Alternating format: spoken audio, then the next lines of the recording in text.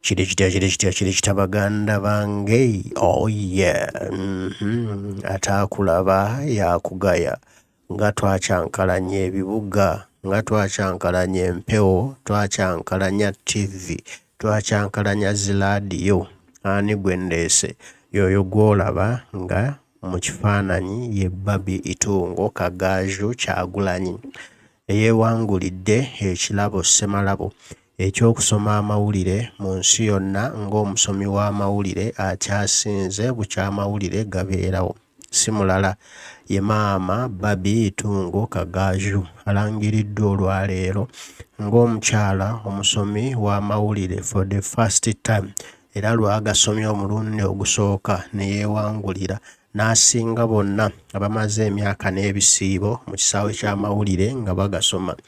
Barbie Kyagulanyi okutuuka oggwa mu binene bino kiddiridde okuba nti ku lunaku lw'abakyala nga 8 Barbie Kyagulanyi yayitibwa ku CBS FM Emmanduso n'asoma amawulire ag'essaawa 3 n'agakuba budinda era n'agasabula buli omu n'akkiriza nti wamma mami wasoma. Bwe zaawera nno ssaawa emu ez'ekawungeezi n'ayingirawo butereevu ku BBS terefayina eyaffe nayo n'alikoboggola n'agasoma amawulire naye kennyini ne yeesoma kye bayita okwesoma bwe yasomera emboozi ekwata ku ye ne bbaawe Pulezidenti w'eggwanga Kyagulanyi Ssentamu Robert Bobi Wine ng'atendereza bye bayiseemu ebiwonvu n'ebikko okutuuka we bali leero.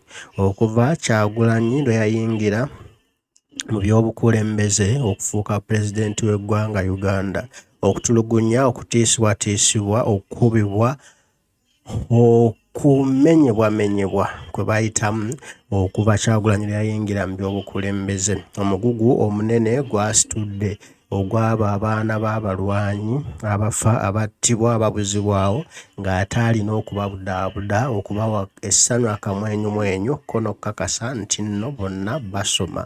Agamba bino byonna ali ready era abituuseeko olw'amaanyi Kyagulanyi President Bobi Wine g'amuwadde okulaba nga asobola obituukiriza era tamwevuma era amusiima nnyo kubanga amuggyeemu omukyala gwe yali aloota okuba, nti amusomesezza byonna n'amufuula kyali kuba naggwano okukkirizibwa ensi n'okwagalibwa ensi gabadde maanyi nga Kyagulanyi Ssentamu Robert Bobi Wine. Maama Barbie yasoma eggulire, n'asoma eggulire, ne yeesoma mu ggulire, ne yeesomera ddala kye bayita okwesoma mu lulimi Oluganda era n'ategeeza ensi nti gwe wenna gy'oli olina okufuna omwami alinga Kyagulanyi bwe buba obulamu n'obufumbo binaakunyumira. Era ye tanyeenyezebwa bw'aba yeebase Kyagulanyi akimanyi era Kyagulanyi yanaaza abaana yabategekera ebyokulya n'okubambaza baba bagenda ku ssomero kubanga obudde obwo essaawa 11 maama Barbie abeera yeebase ate nga emisana bwe bukya alina okuba ng'alaba asaza bulatti okulaba nga Kyagulanyi Ssentamu Robert Bobi Wine tewaliiwo nsobi yonna emuyitako nga tagitegedde. Kati maama Barbie Kyagulanyi alina okuba ng'ali soba okulaba nti bw'abaawo ensobi yonna egezaako okuyita ku Pulezidenti Kyagulanyi Ssentamu Robert Bobi Wine, maama Barbie ate agitangira ensobi eyo n'erema okubaako obuvune bwe batuusaako kubanga ye aba ali alaati nga teyeezunganyiza mu kwebaka nga yeebakidde ddala ne tumuggwamu n'olwekyo abeera soba.